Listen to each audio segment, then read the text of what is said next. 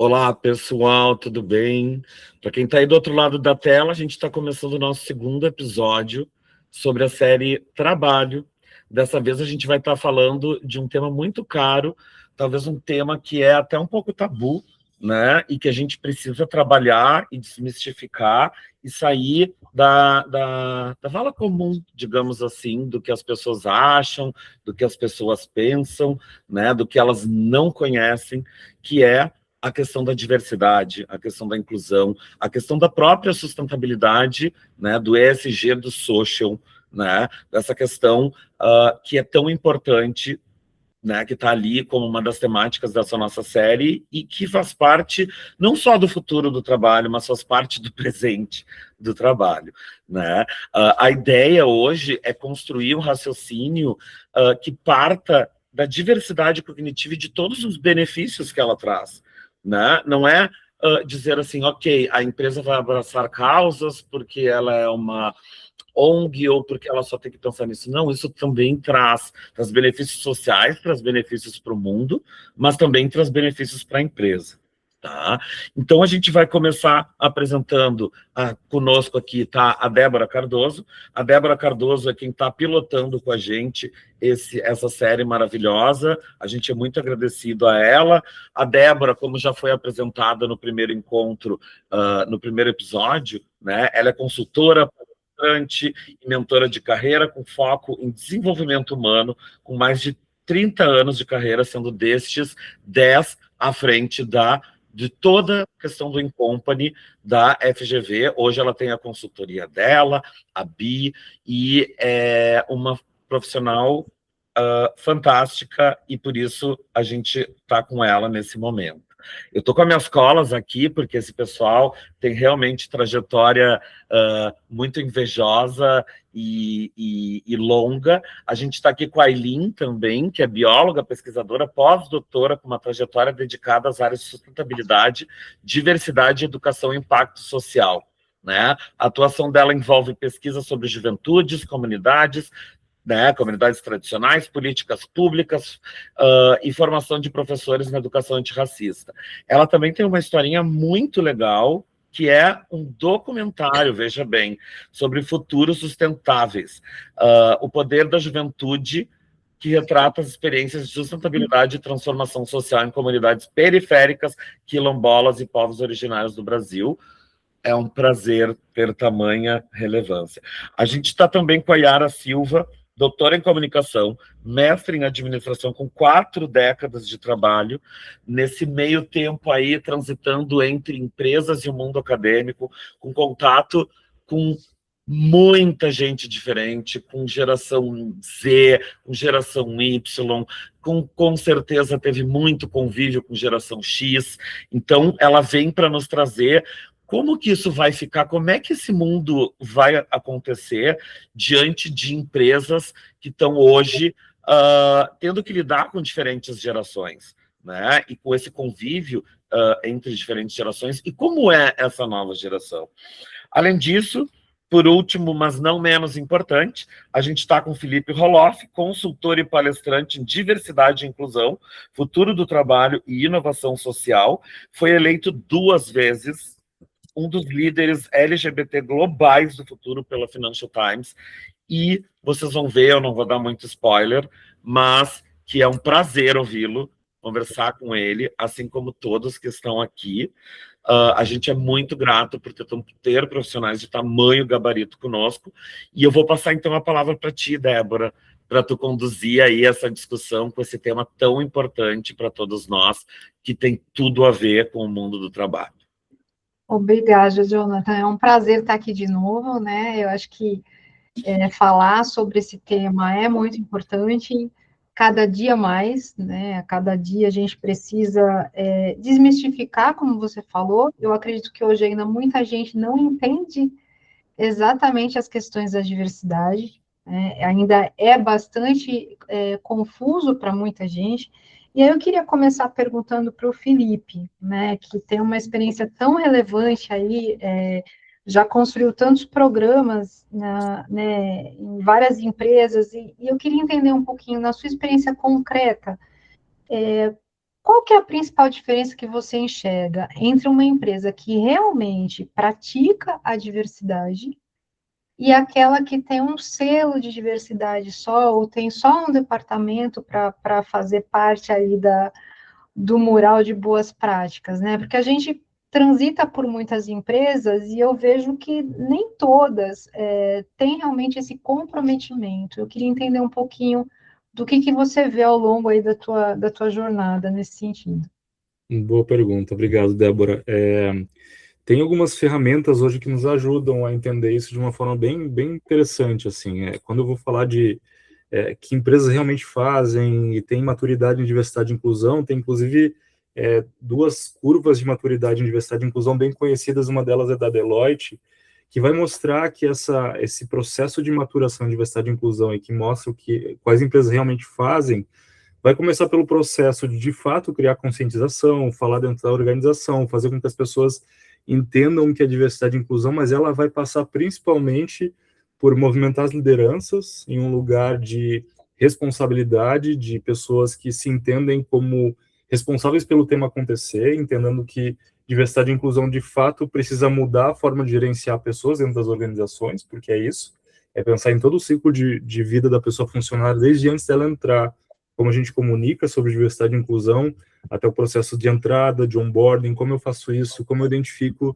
tudo que essa pessoa precisa para, de fato, fazer o seu trabalho da melhor forma, sentir pertencimento na organização e sentir bem fazendo isso, né? Sentir bem com as pessoas, criar laço afetivo com a empresa. E quando isso acontece da forma correta ou da melhor forma, a gente transforma a empresa por dentro também. Então, essa transformação, essa inovação que vem a partir das mudanças estruturais, dos processos, a partir do momento que a gente não só traz a diversidade, mas a gente trabalha num processo de inclusão, de mudar a estrutura para que as pessoas tenham isso que eu falei, pertencimento, felicidade no trabalho, possam fazer o seu trabalho da melhor forma, a gente está trazendo esse entendimento de maturidade. Outra questão que é, além das lideranças, e aqui eu vou fazer um parênteses, principalmente as médias lideranças, que são as lideranças normalmente mais difíceis de se trazer nesse lugar em relação a trabalhar diversidade e inclusão, porque são as pessoas que estão nesse sanduíche entre alta liderança e estratégia, e as pessoas que elas precisam gerenciar, entregar, e fazer com que essas pessoas, de alguma forma, entreguem produtividade, entreguem resultado. Então, elas estão sempre nesse lugar apertado e, ao mesmo tempo, tendo que entender o que é diversidade e inclusão e como gerenciar as pessoas da melhor forma, não violando os seus direitos, não violando sua subjetividade, etc. Além disso, e quando a gente tem essas lideranças, outra coisa que demonstra quando a empresa realmente faz é quando ela começa a transformar esse tripé do produto, serviço e processo. A partir do meu mestrado em design estratégico, eu consegui entender muito bem isso, essa demanda e essa importância que de fato tem uma empresa que trabalha profundamente em inclusão da diversidade, ela consegue levar essa inclusão, levar essa diferença, levar esse conhecimento que vem do repertório das pessoas, e a gente vai falar de diversidade cognitiva, tem a ver com um repertório diferente de cada pessoa a partir da sua diversidade, suas vivências, seus atravessamentos, que deveriam ser parte de um processo de inovação nas organizações para mudar produto, mudar processo, mudar serviço, para que não se atinja mais clientes a partir de produtos que são mais inclusivos e entendem também outras pessoas como possíveis clientes, mas de fato processos que façam com que essas pessoas tenham aquilo que eu falei, né? A sensação de pertencimento, trabalhem da melhor forma e consigam fazer parte do processo de inovação. Eu acho que isso, de alguma forma, consegue nos mostrar que empresa faz isso. Além disso, eu diria que um dos grandes sintomas é o que está acontecendo agora. A Parada LGBT de São Paulo, a Parada do Orgulho, ela tem o ano com menor financiamento das empresas nos últimos 10 anos, 60% a menos. Eu vou estar lá, inclusive acho que é um momento extremamente importante de se participar desses processos, movimentos sociais, e aí estava estudando sobre isso, realmente, 60% a menos esse ano. O que isso quer dizer? Empresas que antes simplesmente levantavam a bandeira por marketing, que já não estão mais nesse lugar e começaram a não falar mais sobre diversidade e inclusão, também estão demonstrando se elas eram de fato empresas que acreditavam no processo e bancavam isso, porque bancar é extremamente importante, ou de fato só faziam porque era bonito. Inclusive, eu acho que nos Estados Unidos foi colocado o término, né, desse departamento em várias... Isso, uma das políticas públicas que entraram junto com a mudança de presidente, né? Inclusive, palavras sendo excluídas, desde gênero, diversidade, muitas palavras. Empresas, que é o caso que eu passei de trabalhar no exterior, numa empresa que tinha também contratos com os Estados Unidos, e aí ter que apagar palavras em contratos, apagar, que não faz sentido nenhum por conta disso, para conseguir manter relações comerciais, e isso, de alguma forma, respinga profundamente no mundo inteiro, né? Estados Unidos. Sim. Mas, Felipe, você acredita que nós estamos avançando nesse sentido, ou não? Eu, assim, eu diria que quando a gente pensa em avanço da sociedade, ele é sempre pendular, ele não é reto, né? Ele não acontece o tempo todo da mesma forma, pelo menos assim que eu aprendi e entendi ao longo desses anos. A gente está num momento pendular que começa de retroagir e que, de alguma forma, começa a demandar de quem trabalha esse assunto muito mais estratégia, muito mais profundidade. Quando se começou a falar, muitos consultores de diversidade e inclusão apareceram, mas falando de um lugar mais em relação à sua experiência como pessoa negra, como pessoa LGBT e questões de preconceito. Mas quando a gente vai profundamente no assunto das organizações, tem ainda pouquíssimas pessoas que falam em profundidade disso e conseguem trazer o assunto com maturidade. E é isso que a gente está precisando agora. Não falar de diversidade e inclusão nas organizações, mas falar das organizações, dos programas de RH, de pesquisa de clima, por exemplo, né? de programas que sustentam a vida das pessoas e o trabalho delas a partir da lente de diversidade e inclusão, não o contrário. Então, é isso que está sendo demandado e vai ser demandado da gente para continuar a fazer o tema evoluindo. Perfeito. E eu vi, Ailin, que você tem uma questão de trabalhar em pesquisa, gestão de conflitos, né? Trabalhar com, entendendo a formação de jovens, né? Eu queria entender essa questão da diversidade cognitiva, né? A questão de nós pensarmos diferentes. E a gente está vendo que isso ultimamente tem virado um problema de uns tempos para cá, né? As pessoas acabam perdendo amizade, perdendo contato com família, justamente por pensar, simplesmente por pensar diferente, né? Como é que você vê essa questão de que muitas vezes uma simples conversa de um ponto de vista pode virar um grande conflito e as pessoas não poderem mais expor exatamente o que elas pensam por medo dessa retaliação ou de gerar um conflito maior? Como é que você vê isso? Olha, de fato, nesses últimos anos a gente vem perdendo muito, né, essa capacidade da palavra diálogo, né. A própria palavra, se a gente parar para pensar, ela nos traz a troca, né, entre duas pessoas. E a gente vê muitos monólogos. E a perda da capacidade de sentar e pacificamente a gente trocar ideias, e também o quanto é importante a gente se repensar, né, de que, de fato, eu não trago verdades absolutas, elas sequer existem, e quando a gente consegue sentar para conversar e chamar o outro para esse diálogo, a gente tem a construção de saberes, de conhecimentos, e a gente se potencializa com essas trocas. E, de fato, a gente tem uma diversidade imensa, né, com a perda da capacidade dessa troca, de ter um diálogo, de respeitar a opinião do outro. E nesses últimos tempos, infelizmente, a política ela veio, né, de uma maneira muito intensa, né, nessas discussões, nessa dicotomia que a gente tem. Outra, se tu não for do X, tu odeia o Y. Se tu não for do Y, tu também odeia o X. Então, esses extremos, eles nos dificultam muito quando a gente não consegue ter essa capacidade de respeito e de saber ouvir, de ter trocas. E o estigma que isso traz. Então, a gente também traz muito estigma de deixar de acolher o outro ou isolar o outro nesses últimos anos, eu acho. E a juventude, ela reflete de uma maneira muito intensa nisso. Na minha tese de doutorado, quando eu conversava com jovens, eu fiz uma investigação com a EJA, a Educação de Jovens Adultos, Fundamental e Médio. E depois também, quando na pesquisa de pós-doutorado eu fui entrevistar os jovens e eu questionava eles sobre questões políticas, se eles tinham vontade, desejos ou sonhos de uma carreira política, eles têm completa aversão a isso. Então, isso também é um resultado, né, daquilo que as gerações anteriores deixaram, é um legado que se deixa. E o que a gente faz agora com essa juventude que tem aversão e que também se sente muito impotente na capacidade de ajudar algo ou fazer algo, seja em questão de meio ambiente, seja essas questões climáticas, mas existe uma impotência muito forte também nos jovens. E aí a reflexão que eu deixo para nós é o que a gente vai fazer com essa juventude, né? Para voltar a ter diálogo com eles, para voltar a potencializar eles, para deixar também que lideranças surjam, que novas lideranças se sintam potentes a surgir nesse novo cenário do qual a gente faz parte. Eu percebo que, inclusive, muitos deles não querem se tornar líderes, né? Querem fazer uma carreira diferente e por conta da responsabilidade de uma liderança, por conta do que é ser líder numa empresa, não é simples, né?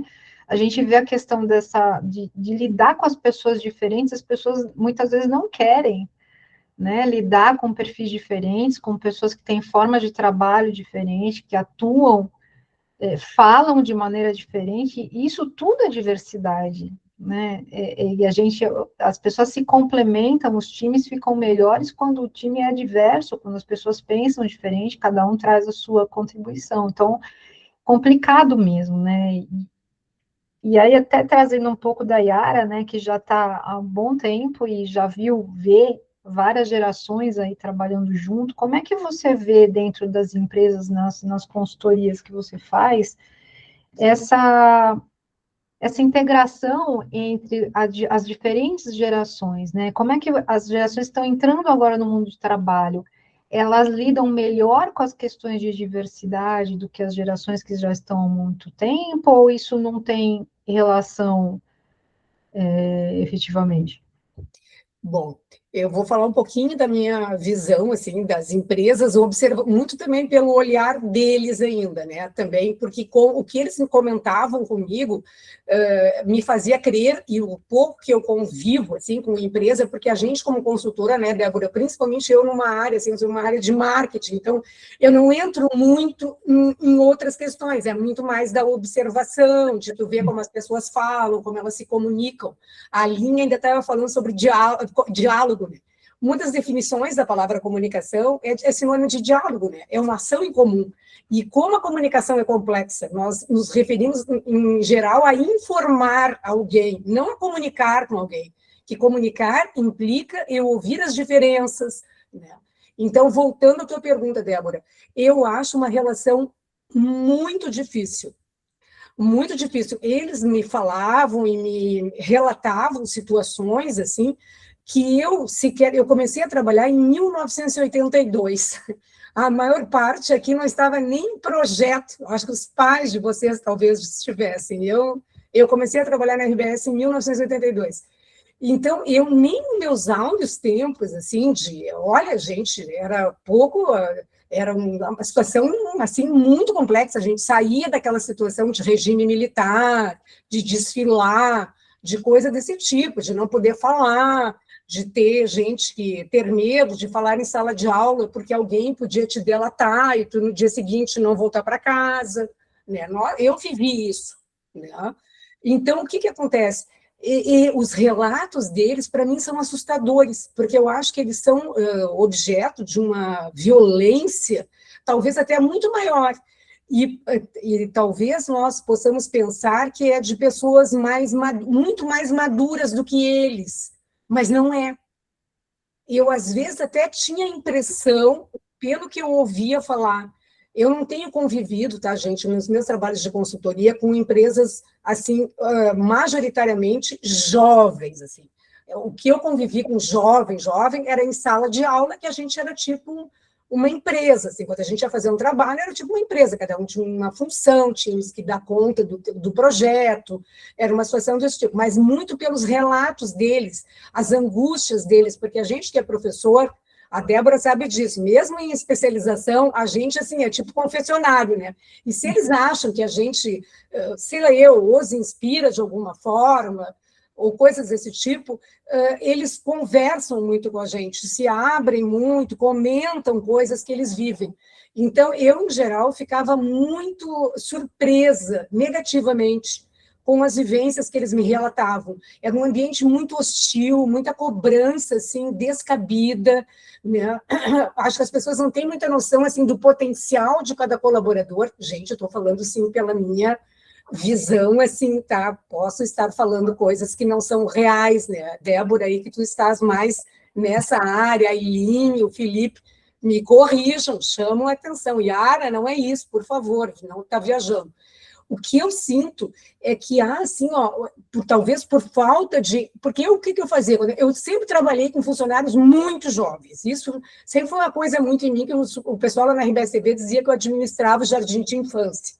E eu adorava administrar aquele jardim de infância. Eles vinham, me contavam das namoradas, choravam, faziam trabalhos, me ligavam para saber o que eles faziam, não sei o quê, mas eles eram ótimos. A gente criava super bem juntos, nunca me deixaram nada a desejar, mas eu sabia do que cada um era capaz. Quando eu entrei para lá, eles me diziam que eles não tinham a liberdade que eu, digamos, propiciei a eles, porque às vezes nós tínhamos reuniões com clientes, e eram clientes grandes, assim, tipo Tramontina, Golden Cross, não era cliente pequeno, e a gente fazia as campanhas institucionais dessas empresas, era uma house, uma agência interna, e eu é que administrava essa agência. E eu chegava para eles, guria, se vocês estão com alguma dúvida para essa reunião, a primeira vez que eu disse isso, eles disseram, mas tu não vai junto? Eu digo, claro que não, guris. Por que eu vou ir? Vocês é que são os criadores. Eu sei, nós já combinamos o que vocês vão apresentar. Eu concordo com o que vocês vão apresentar. Então, por que eu vou ir lá? Né? Aí eles me disseram, quando eu saí de lá, só para relatar essa vivência, que é uma vivência minha, né? Eu ganhei tipo uma árvore, cada galho dessa árvore tinha uma mensagem para mim. E nessas mensagens eles diziam que eles tinham sido viciados em mim, que eles não saberiam mais como viver com uma pessoa, que eles passaram a ter nomes depois que eu saí de lá, que até então eles eram uma massa, e que, a partir dali, eles começaram a ter nomes. Então, eu tinha, assim, um funcionário que era japonês, uma outra menina que era preta, eu tinha produtora de elenco, produtora de figurino, era um ambiente que até os diretores diziam, esse ambiente aqui é insalubre. Eu digo, eu acho que isso aqui é vida. Eu digo, não, é o oposto. Então, assim, o que eu vejo, Débora? Eu acho que eles enfrentam desafios maiores, a coisa do digital e do online e offline também bom, mas ele também distancia as pessoas, né? Eles falavam muito disso. Então, não querendo tomar muito do tempo, eu acho que eles enfrentam um ambiente muito pior do que eu até enfrentei. Não que eu não enfrentasse os desafios, mas eu acho que talvez não houvesse tanta diferença em termos ideológicos, em termos de sentimentos, quando eu trabalhei entre as gerações dos meus chefes, por exemplo. Trazendo um pouquinho até uma provocação para todos, né? Pensando no mundo do trabalho e no papel dos RHs dentro das empresas, né? Como é que vocês acham, o que vocês orientariam para que os RHs tomassem à frente, né? Ações concretas para começar realmente a valorizar a diversidade, seja ela qual for, né? De pensamento, de característica, todo tipo de diversidade, porque a gente também, eu tenho mais, talvez, competência para falar do etarismo, porque eu atendo muitas pessoas, né, que não estão na faixa depois dos 50 anos, tem muita dificuldade de se recolocar no mercado de trabalho, são muito questionados, né, em termos de dá a impressão que a pessoa fez 50, ela tem que ser apagada, né, e essas pessoas estão cada vez vivendo mais produtivas, então, como é que vocês entendem, né, que o RH realmente pode ajudar a disseminar? Porque eu acho que é cultural, tem que ser de cima para baixo, né? A alta direção tem que comprar a ideia, tem que ter esse pensamento também de diversidade para que venha numa escala. Mas como que o RH consegue, por exemplo, influenciar essa alta direção, os decisores, para que isso seja implementado de forma concreta, que realmente traga resultado? posso falar? Eu vou trazer algumas provocações aqui, e aí eu vou começar com a questão de que o RH, ele na verdade, precisa entender seu lugar estratégico, e não só estratégico, de conseguir fazer com que as empresas permaneçam existindo. E para isso, a primeira coisa é entender diversidade e inclusão profundamente e também de maneira estratégica. Eu vou trazer um desafio que vai mostrar uma coisa, que a gente ainda está olhando para diversidade e inclusão e RH, olhando para o passado. E o futuro, quando a gente fala de IA, já está aqui. E uma das coisas que consegue trazer essa ideia e como isso vai influenciar o nosso futuro que está já aqui no próximo ano é o seguinte: eu vou conectar com o que foi falado antes. Poucas pessoas das novas gerações querem ser líderes, né? Tem pouquíssimas novas gerações querendo ser líderes, beleza. Junto com isso, a gente vive um fenômeno de empresas fazendo layoffs por conta de inteligência artificial e demitindo muitas pessoas, inclusive novas gerações, de todas as gerações. E aí um parênteses, o etarismo também é com gerações mais novas, ele atravessa todas, inclusive quando se fala que uma geração alfa, por exemplo, a geração Z não quer nada com nada, tem outros valores, e a gente deixa de se propor a entender que valores são esses, que são a construção de um mundo que foi criado pelas gerações anteriores. A gente não pode esquecer isso, né? Mas e aí vamos pensar nisso. Poucas pessoas querem ser líderes. A gente tem a IA diminuindo a quantidade de pessoas. E aí a gente vai viver um fenômeno super difícil para o RH dar conta, mais difícil do que já está tendo, que é a gente não vai ter pipeline de sucessão de lideranças no futuro. Porque se a gente tem menos pessoas sendo preparadas para serem líderes, e muitas dessas nem querem ser líderes, quem é que vai ser líder no futuro se a gente está colocando a IA no lugar das pessoas? Essa é uma primeira pergunta que vai conectar com o quão estratégico o RH e deveria entender que a base do RH e a resposta para resolver esses problemas é diversidade e inclusão. Se a gente tem poucas pessoas ou muitas vezes não consegue achar os talentos, primeiro também se perguntar onde que a gente está buscando esses talentos. Nas universidades de sempre, que a gente vai dizer que são mais renomadas, e que vai também desenhar que perfil de pessoa que está lá, né, que normalmente não são pessoas negras, por conta de como é a estrutura social do Brasil, e entender o que é talento, se perguntar o que é talento de fato, né? O que é talento, o que é competência, o que é potência de inovação, porque diversidade e inclusão vai atravessar muitas coisas, e o RH está aí no meio que deveria cumprir esse papel de dar conta de gerenciar isso, criar essa governança e mostrar que a sobrevivência da empresa está em diversidade e inclusão. Aumento de performance financeira, a gente tem pesquisas das mais diversas mostrando isso. Adaptabilidade ao mercado, porque se a gente não tem pessoas dos mais diferentes repertórios, diferentes experiências, internamente, ajudando essa empresa a ser porosa o suficiente para entender e interpretar essas mudanças no mercado que acontecem cada vez mais rápidas, como que a gente vai dar conta disso? E as pessoas são, muitas vezes, e talvez na minha opinião, a forma de fazer essa interpretação está ajustado e está atualizado e preparado para essas mudanças, né? A prontidão para a inteligência artificial, mudança de portfólio de produtos e serviços que eu falei antes, que vem da inovação, ter de fato talentos para dar conta de tudo que a gente precisa fazer, entender que talentos são esses que até então são os mesmos de sempre, procurados nos mesmos lugares de sempre, reputação e etc. Né? Quando a gente fala dos programas de RH, a gente está falando disso. E a partir de sucessão, já está dando problema, mas no futuro, próximos 2, 3 anos, com todos esses layoffs, vai ser onde o bicho vai pegar, e a gente não está se dando conta disso. Aileen? Eu só queria corroborar já o que o Felipe trouxe, mas, para além disso, fazer uma provocação.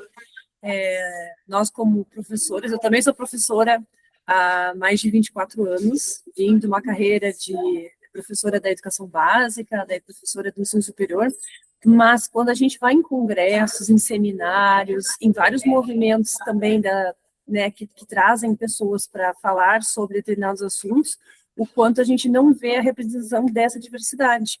Então, eu tive num evento agora que eu posso mencionar, acho que não tem nenhum problema, que foi um evento na USP, que é uma das melhores faculdades que a gente tem hoje no Brasil. E um evento que ele se realiza há 25 anos. E há 25 anos a gente não viu um evento que discute sobre sustentabilidade, e a gente não viu uma liderança indígena falando, um palestrante, uma pessoa negra, também um palestrante. Agora, o quanto nós temos que promover essa mudança.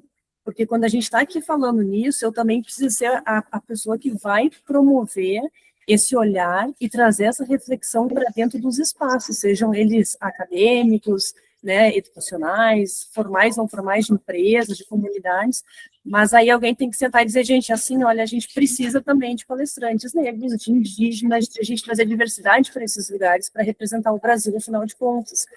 E com essa movimentação, eu acho que a gente passa, assim, a deixar espaços mais diversos, e de incluir pessoas, de dar espaço, de dar oportunidade de fala para as pessoas. E aí eu também, né, eu não tenho experiência nessa questão de RH, mas trazendo para esse meio acadêmico, a gente precisa também olhar para isso e trazer essas pessoas para somarem essa fala conosco, né, de estarem aqui conosco também falando. Perfeito. Yara? Bom, a minha visão da área de RH ainda corrobora muito com o Felipe. Eu acho que tantos profissionais, eu acho que é uma questão dupla. Eu acho que é dupla. Talvez, né, Débora, se deva à formação dessas pessoas. Eu me lembro que uma aluna minha, o nome dela era Juliana, na graduação, e ela se dedica a essa área até hoje. E isso é uma coisa maravilhosa. Ela trabalhava, à época, numa multinacional, na área de gestão de pessoas, na área de seleção já. E ela decidiu fazer um trabalho, até que ponto os alunos de egressos de administração escolhiam uma empresa onde iriam trabalhar em função de essa empresa ter práticas sustentáveis, ser uma empresa ecologicamente, à época falava muito nisso, né, ecologicamente, com práticas aceitas, né? E aí ela chorava na minha frente, eu me lembro que alunos de graduação, né? Ela disse, professora, meu trabalho não deu em nada. Ninguém quer saber disso. O que eles querem? Quanto eles vão ganhar? Quanto eles vão crescer em quanto tempo? E se a empresa é, por exemplo, uma empresa que tem atuação internacional, o quanto seus líderes têm projeção? Ela disse, das minhas entrevistas, somente uma pessoa disse que atentaria para esses detalhes. Eu digo, mas e por que ela te diz? Ela trabalha na área. Eu digo, pois é, para tu veres. O que acontece? A graduação em administração, que é onde normalmente os profissionais de RH são formados, ela é muito orientada para as questões de finanças, contabilidade, resultado, lucro. Na realidade, né, gente, pensando em quem são as classes dominantes, não querendo fazer isso, é o que elas estão, é a cartilha lá da Faria Lima. Né? Então, essa cartilha, ela não vai ao encontro dessa dimensão que a gente está discutindo aqui. Porque, na realidade, são pouquíssimas empresas, que aí a Débora colocou, a liderança tem que, aquela questão que a gente sabe, né, idealmente, né, tem que dar abertura, porque senão, como o RH em geral, ele fica no nível tático, né, então, o que acontece? Se ela não tem respaldo da direção, ele não pode nem falar, sob pena de ele não ter mais emprego, vamos falar português claro, né. Então, o que acontece? Eu acho que há uma questão, tanto das lideranças, né, de proprietários, empreendedores, né, entenderem isso, quanto dos próprios, da própria formação, possivelmente, desses profissionais, lhes dar mais condições de eles estabelecerem um debate num outro nível. Porque, salvo, eu acho, em multinacionais, eu conheço o Marcos Rademerck, que trabalhava lá na SAP, não sei se tu era, ele era o gerente geral da unidade aqui, né? Então, o que a gente sabe? Salvo nessas empresas, assim, muito de ponta, é muito raro haver espaço, né, para o profissional de RH atuar nessa linha. Eu ouvi até de uma vez de uma pessoa que eu conhecia bastante bem, que o filho dele queria trabalhar ou com jornalismo ou trabalhar com gestão de pessoas. Ele disse, enquanto ele pensar isso, ele vai estudar fora do Brasil até esquecer o assunto. Porque ele disse que fizeram uma discussão em família e mesmo entre os mais jovens, né, os filhos, os outros filhos, que esse integrante da família ia ser muito infeliz se ele estudasse, seguisse essas carreiras, né? Mas a gente tem visto uma mudança aí, né? O pessoal que está ingressando, a gente vê um pessoal mais interessado em propósito, não só em retorno financeiro, em propósito, em trabalho com sentido. Então, isso eu acho que está sendo muito bacana, e também acredito que falta muito para os RHs, para as pessoas que trabalham na frente, na contratação, no desenvolvimento, conhecer a fundo, como o Felipe falou, conhecer a fundo o que é a diversidade, tudo que ela engloba, porque às vezes a gente vê 3, 4 pontos só e é muito mais do que isso, e a maioria das pessoas realmente não conhecem. Posso trazer uma outra provocação que eu acho que mostra o quão urgente é a gente se apropriar disso como RH, a NR1.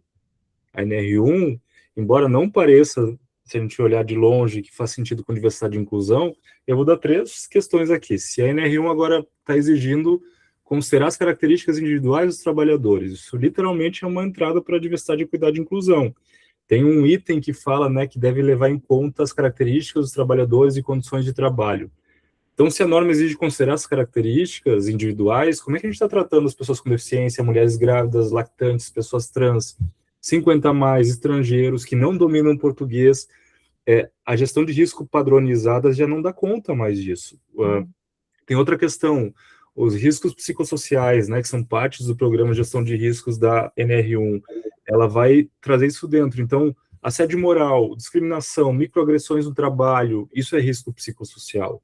Isso está totalmente conectado com diversidade e inclusão. Então, se a empresa não tem uma política de diversidade que se conecta com o canal de denúncias, que pensa em compliance, que está conectado também com confiança nas lideranças, vai gerar risco ocupacional, vai gerar risco do ambiente, vai gerar várias questões que são relacionadas à NR1. E acho que uma outra questão é a participação dos trabalhadores não é mais opcional. Então, tem que se consultar todo mundo. Então, como que a gente faz para consultar uma força de trabalho totalmente diversa?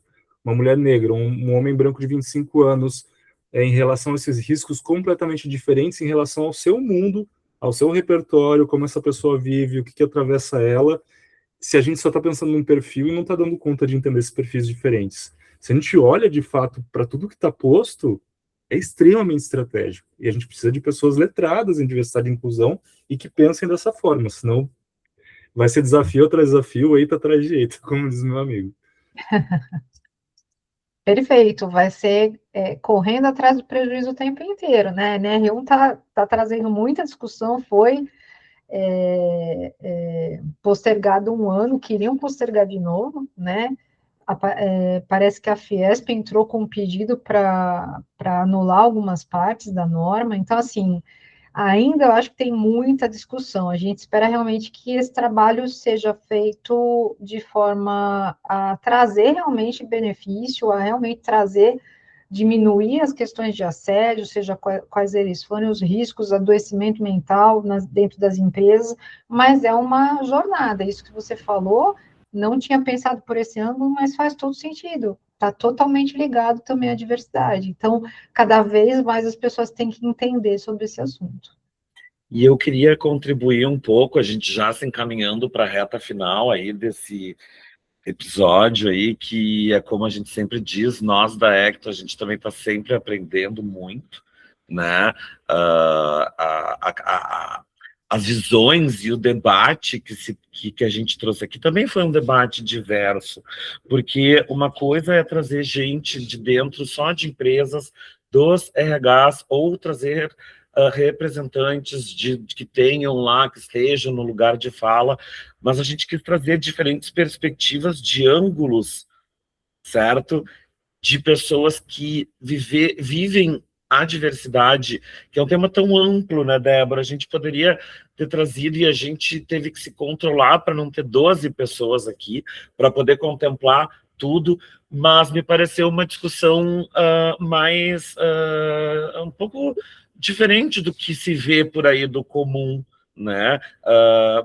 trazendo a questão aí da educação, da experiência com os jovens, com sala de aula, com o mercado, linkando a NR1, uma série de coisas, e de tudo que foi falado, eu anotei apenas uma coisa dessa vez, que é a questão de que sempre se fala de como é bom e como é importante, né? A questão, primeiro, lá da multidisciplinaridade, para interdisciplinaridade, para transdisciplinaridade, porque talvez a gente seja educado e criado muito nas caixinhas, né? E seja difícil a gente sair dessas caixas, e concordo com temas que, inclusive, em conversas já com pessoas, de que a diversidade, a única maneira, fora ser, vou usar garganta abaixo, né, para não ficar feio, é quando as pessoas conseguirem perceber que a diversidade cognitiva, ela sim traz benefícios, ela traz,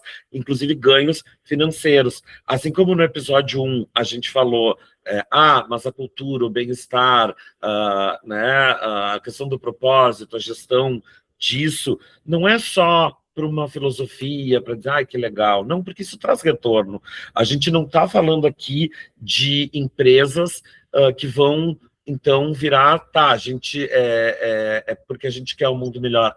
Também, é propósito, mas as empresas também vão ganhar com isso. Então, eu queria deixar aqui uma mensagem final para todo mundo que está aí nos assistindo do outro lado da tela, dizer que aqui a gente traz esse espaço para refletir, né, para a gente falar, de fato, de temas que tocam as empresas, mas que são relevantes pela sustentabilidade delas em todos os sentidos, e queria abrir aí para vocês, para todos, uma palavrinha final de encerramento, né, Débora? Não sei se tu tinha mais perguntas, a gente poderia estar aqui a noite toda, né? Mas a ideia realmente é fazer um pocket, uma provocação, e virão mais, né? Aproveitando para agradecer imensamente Débora, Ailin, Felipe, Yara, sem palavras. Eu estou assim, bastante reflexivo, como eu tenho certeza que a pessoa que está aí do outro lado da tela nos assistindo também ficou. Bacana, Jonathan. Eu acho que muita coisa boa foi falada aqui, esclarecedora, mas o que fica é que é sempre importante buscar conhecimento, buscar repertório, entender, antes de criticar, antes de julgar, antes de colocar opinião, entender profundamente do que a gente está falando, do que a gente está buscando. Eu acho que isso é fundamental, buscar conhecimento. Vou fazer a minha última fala muito conectado com a Débora, trazendo uma coisa bonita aqui. Eu leio muito Spinoza, que é um filósofo, né? Ele vai falar dos afetos. E a Spinoza fala que o afeto mais potente que existe é a busca pelo conhecimento. E ele fala isso por quê? Porque buscar conhecimento antes de julgar, entender nossos afetos a partir do que a gente sente, antes de colocar num lugar, não, é a pessoa que tem um problema, e eu ouvi isso quando eu era pequeno, né, que eu era um problema, no meio desse bullying que todo mundo passa, que é de alguma forma diferente, mas buscar conhecimento antes de julgar, buscar conhecimento para aprender, para entender, para trabalhar de uma forma melhor com todas as pessoas, é de fato, eu diria, o afeto mais potente que existe e ajuda na construção e ajuda a gente a ter futuros mais inclusivos, mais bonitos e que dão conta dos desafios que a gente vai ter por aí. Eu posso continuar, então. Eu trago uma fala do Ailton Krenak, que ele vai dizer que o nosso futuro ele é ancestral. E como, né, o tema desse podcast é a gente pensar também na questão do futuro, a gente conseguir valorizar também a nossa ancestralidade, a gente olhar para os nossos povos originários, o respeito que a gente deve, quanto conhecimento, a gente falou, você trouxer essa questão do conhecimento, né, o quanto a gente precisa respeitar as culturas das quais formam, né, essa beleza que é o Brasil, quando a gente olha em diversos aspectos, né, que a gente consiga também entender riqueza a partir desse lugar, e que para isso a gente também consiga respeitar o ambiente de trabalho, o ambiente educacional, e entender essa diversidade do qual a gente faz parte aqui no Brasil. Bom, corroborando com a fala da Ailin, o Brasil é um exemplo, né, gente, de diversidade. Mas, como diz o nosso amigo Maturana e Varela, os dois, né, o ser humano arranjou um jeito de contrariar a sua natureza vivendo em sociedade. Ao invés de cooperar, ele compete. E da competição derivam as nossas doenças, né? Perfeito. Sensacional, sensacional. Quantas falas, quantas coisas. Gente, muitíssimo obrigado. Débora, sem palavra, nos vemos ainda no terceiro episódio. Pessoal, Aileen, Felipe, Yara, mais uma vez, muito obrigado por essa participação. E para quem está nos assistindo aí, muito obrigado por esse tempo. Eu espero que, como eu e como o pessoal que está aqui, também tenha saído pensando, refletindo, e uma pessoa diferente, porque os encontros mudam tudo, né? E, na verdade, o que move você é o que move o mundo. São coisas que a gente traz. Então, esperamos que essa reflexão tenha realmente causado bastante diferença. Tchau, tchau, gente. Tchau. Obrigado.